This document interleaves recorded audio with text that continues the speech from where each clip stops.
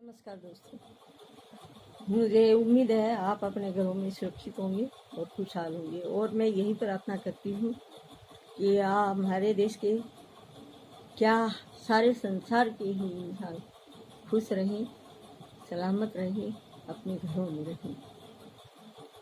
तो लॉकडाउन के चलते हम बच्चों की पढ़ाई, जैसा कि सभी को पता है, घरों से ऑनलाइन करवा रहे हैं, चाहे वो बच्चों की व्हाट्सएप के जरिए हो, चाहे किसी चीज़ के जरिए हो।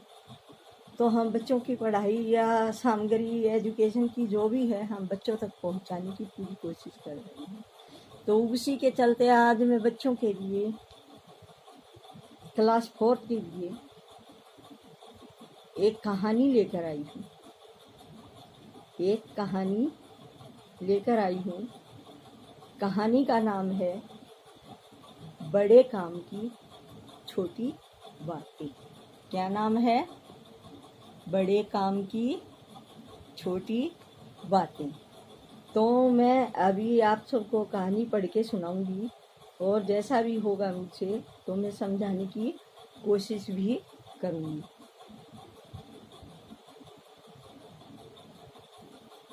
कभी हम बच्चे थे तो हमारे माँ बाप भी हमें ये कहते थे, बेटा ये मत करो, वो मत करो, ऐसा नहीं करो, वैसा नहीं करो, यहाँ नहीं जाओ, वहाँ नहीं जाओ, यहाँ जाना है, वहाँ नहीं जाना है, क्या खाना है और क्या पीना है। हम छोटे बच्चों के ऊपर ये सभी बातें जो आज मैं बताऊंगी ये लागू होती हैं।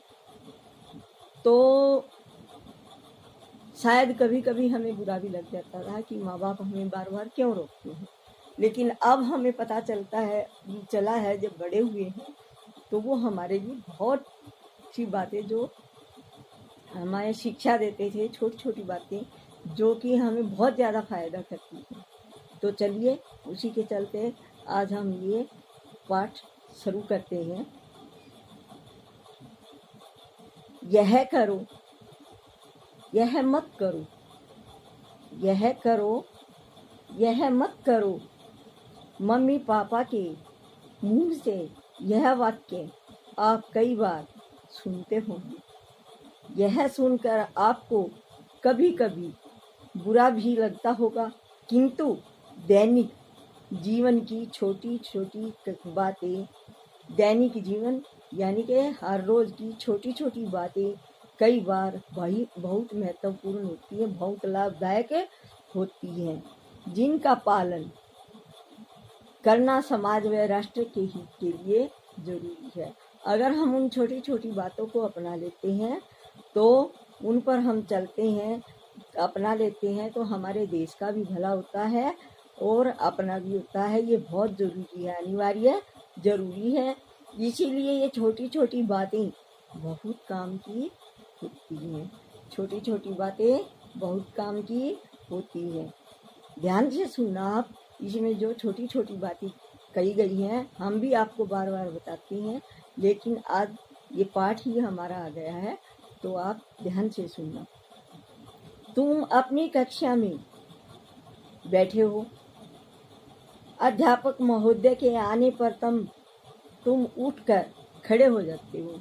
ये दिनचर्या होती है, हम अपने अध्यापक का वेलकम करते हैं क्लास में आने पर, और हाथ जोड़कर उनका अभिवादन करते हैं, यानी कि नमस्ते करते हैं, उनका वेलकम करते हैं। तो इस प्रकार तुम सदाचार का पालन करते हो। इस प्रकार आप सदाचार शिष्टाचार का भी पालन करते हो, यानी कि आप शिष्टाचार निभाते हो, शिष्टाचार का पालन करते हो। तरुण बस में बैठकर यात्रा कर रहा है। तरुण बस में बैठकर यात्रा कर रहा है। ये देखिए, यहाँ पर तरुण बस में बैठा है और यात्रा कर रहा है। एक वृद्ध उसी बस में चढ़ा, एक बूढ़ा आदमी उसी बस में चढ़ा। वृद्ध बूढ़ा, ये हमारे वृद्ध आदमी जो बस में चढ़े हैं, बैठे हैं, आपको हम दिखा रहे हैं। तो ये बस में चढ़े,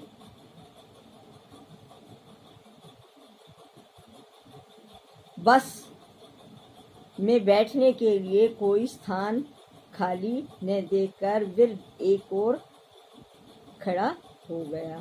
जैसे हम आमतौर पे देखते हैं, बस में सफ़र करते हैं तो कोई बुजुर्ग या कोई महिला या कोई बच्चा गोद में लिए हुए चढ़ते हैं, तो बस में भीड़ होती है, जगह नहीं मिलती है, तो एक साइड खड़े हो जाते हैं। लेकिन बस के अंदर कुछ एक आदमी शिष्टाचार को निभाते हैं और उनको अपनी जगह बैठने के लिए दे देते हैं, तो वो एक अच्छे नागरिक का कर्तव्य होता है। तो यहाँ पर भी वृद्ध आदमी को, बूढ़े आदमी को बस में जगह नहीं मिली और वो एक और मतलब एक तरफ खड़े हो गए। वह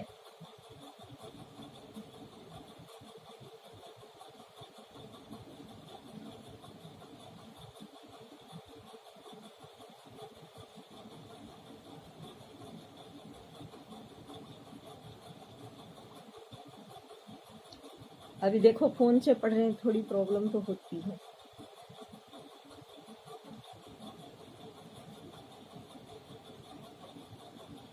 अभी निकालना भी पड़ता है, फिर पाठ डालना भी पड़ता है, पढ़ना भी पड़ता है, तो प्रॉब्लम तो होती ही है।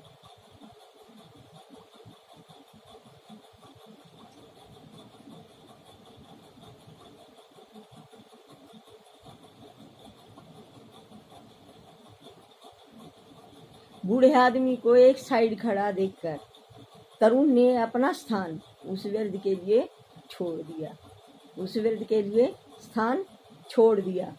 निश्चय ही तरुण ने एक अच्छे नागरिक का कर्तव्य निभाया। निश्चय ही उसने एक अच्छे नागरिक होने का कर्तव्य, अपना कर्तव्य फर्ज निभाया। इस प्रकार के व्यवहार तथा आचरण को हम शिष्टाचार कहते हैं। इस प्रकार के व्यवहार करने को या आचरण करने को हम शिष्टाचार कहते हैं। राष्ट्र और समाज को आप से ऐसे ही अच्छे आचरण की अपेक्षा होती है। राष्ट्र भी और हमारा समाज भी हमसे एक अच्छे आचरण की यही उम्मीद करता है, अपेक्षा उम्मीद रखता है। बिजली का दुरुपयोग करना या बिजली की चोरी करना सही आचरण नहीं है।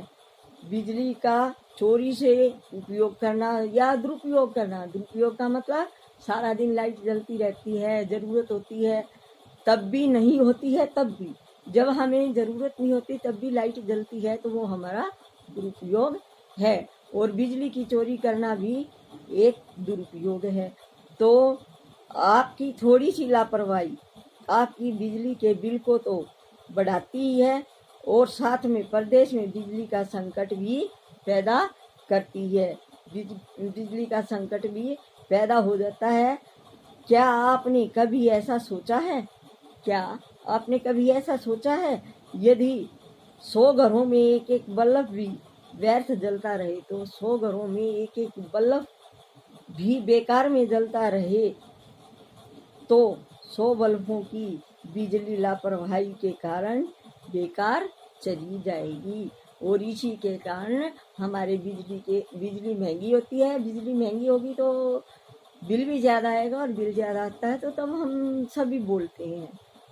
हालांकि चोरी करता कोई और है और भुगतना किसी और को पड़ता है, लेकिन भुगतना तो समाज को ही है। जब कमरे में कोई न बैठा हो तो पंखे और बत्तियां बंद कर देनी चाहिए। अब देखो यहाँ पर कोई नहीं है कमरे के अंदर, इस फोटो में दिखाया गया कमरे के अंदर कोई नहीं है, बिजली भी चची हुई है और पंखा भी चल रहा है, तो ये बिजली का दुरुपयोग है।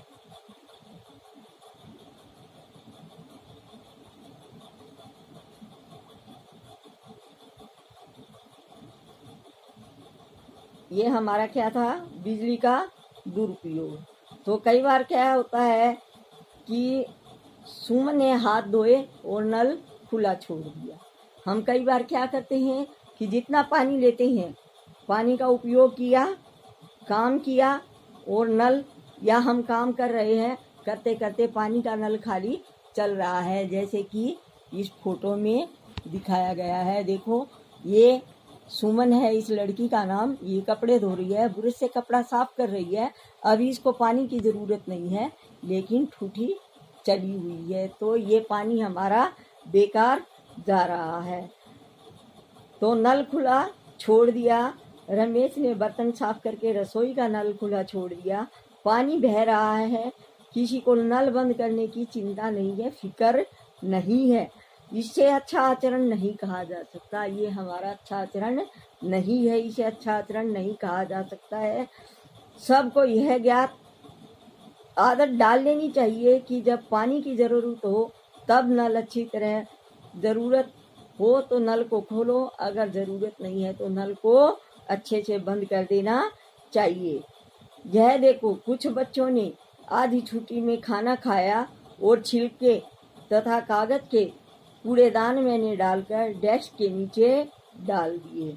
अब सभी के कमरों में कूड़ेदान होता है, तो कूड़ा हमेशा कूड़ेदान के अंदर डालना चाहिए, बेंचों के आसपास क्लास में नहीं फेंकना चाहिए। इससे अपना कमरा भी गंदा होता है और हमें बीमारी का भी सामना करना पड़ता है गंदगी के कारण, तो ये भी एक अच्छा आचरण नहीं है।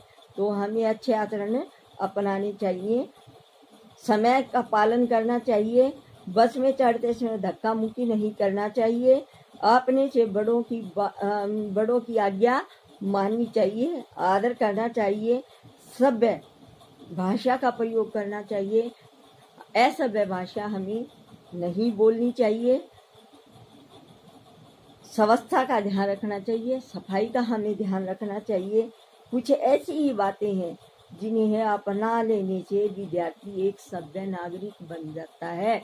इन सब बातों को अपनाने से, ये छोटी छोटी बातें हैं, इनको अपनाने से एक बच्चा सभ्य नागरिक बन जाता है, एक स्टूडेंट, एक विद्यार्थी सभ्य नागरिक बन जाता है।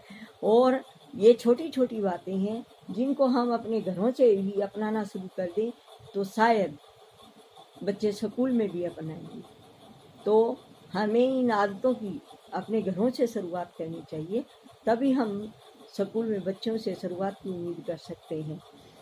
तो ये छोटी छोटी बातें हैं, बड़ों का आदर करना, जो है बेकार चीज़ों का उपयोग न करना, सबका कहना मानना और शिष्टाचार का पालन करना, बड़ों को इज्जत देना, यथावत उनको स्थान देना, धक्का मुक्की न करना, आराम से चलना, एक बिजली बेकार न खर्च करना, पानी की टूटी बेकार में न चलाना, और इसके साथ ही भोजन उतना ही लो थाली में जितना खाना हो, भोजन भी बेकार नहीं करना चाहिए, ये भी एक शिष्टाचार में ही आता है।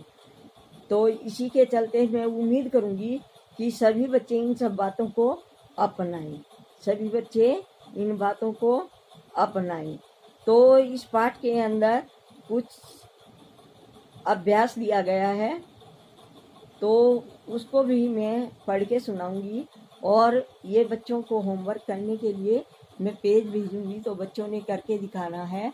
इसके अंदर कुछ शब्द अर्थ हैं और क्वेश्चन आंसर है। तो शब्द अर्थ, अपेक्षा। हम किसी से अपेक्षा तभी कर सकते हैं जब हम अपने पर लागू करते हैं। तो उम्मीद, अपेक्षा मीन उम्मीद, हम सामने वाले से तभी उम्मीद कर सकते हैं ना जब हम भी किसी के साथ अच्छा व्यवहार करते हैं। तो उपेक्षा, उम्मीद रखना, हम दूसरे से उम्मीद रखते हैं तो हमें खुद पे भी उम्मीद रखनी चाहिए। अभिवादन, प्रणाम या नमस्कार। अभिवादन, प्रणाम या नमस्कार, जैसा कि हम बड़ों का अभिवादन करते हैं ऐसे हाथ जोड़कर प्रणाम या नमस्कार। आचरण, व्यवहार, कि हमारा आचरण कैसा है, अच्छा है या बुरा है। तो हम किसी के साथ व्यवहार अच्छा करेंगे तो दूसरा भी हमारे साथ व्यवहार अच्छा करेगा। तो हमें अपना आचरण अच्छा रखना चाहिए, तभी हम दूसरे से अच्छे व्यवहार की उम्मीद कर सकते हैं। दुरुपयोग, गलत इस्तेमाल करना, जैसे बिजली जो है बेकार में चलते रहना, पंखा बेकार में चलते रहना, पानी की टूटी चलते रहना, किसी से असभ्य भाषा का उपयोग करना बोलते हुए, तो ये सब दुरुपयोग, गलत इस्तेमाल में आने वाली बातें हैं। इनको हमें नहीं करना चाहिए, छोड़ना चाहिए। निश्चय पक्का इरादा। अगर हम ठान लेते हैं कोई बात तो हम अपना पक्का इरादा कर लेते हैं, मजबूत इरादा कर लेते हैं, तो हमें दुनिया की कोई ताकत नहीं हरा सकती है। जैसे बच्चे कहते हैं मैम मैं याद करता हूँ, मुझे याद नहीं होता। अगर वो अपने मन के अंदर ठान लेता है कि मैंने ये प्रश्न याद करना है तो उसको याद जरूर होगा। तो अपने इरादे पक्के रखने चाहिए, मजबूत रखने चाहिए। जैसे सीमा पर हमारे फौजी खड़े रहते हैं, तभी तो हम उनके मजबूत इरादे हैं, तभी तो दुश्मन हमारे घर के अंदर नहीं घुसता है।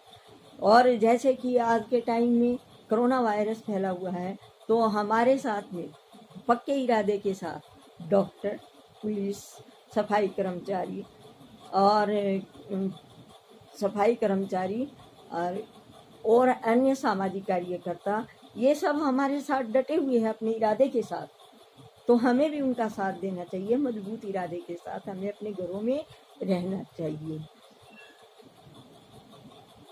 तो व्यस्त कार्य में लगा हुआ कि अगर कोई ज़्यादा काम करता है तो उदाहरण के तौर पर कई बार हम बोल देते हैं कि मैं तो बहुत ज़्यादा व्यस्त हूँ, बहुत ज़्यादा बिजी हूँ, यानी कि मैं बहुत ज़्यादा काम करने में लगा हूँ, अभी मेरे पास समय नहीं है।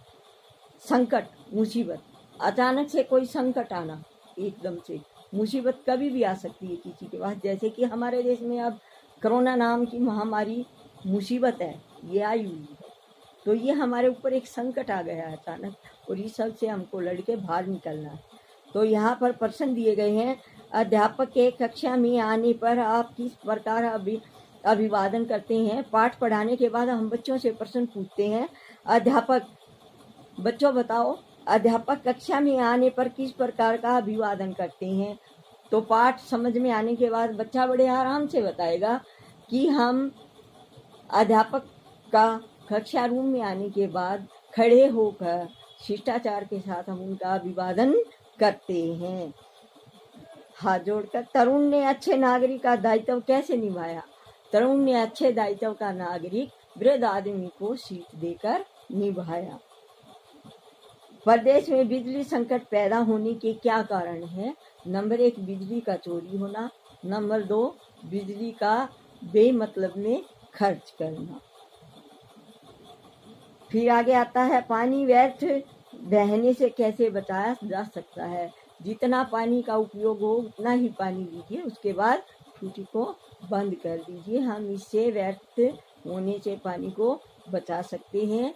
इसी के साथ जय हिंद, जय भारत।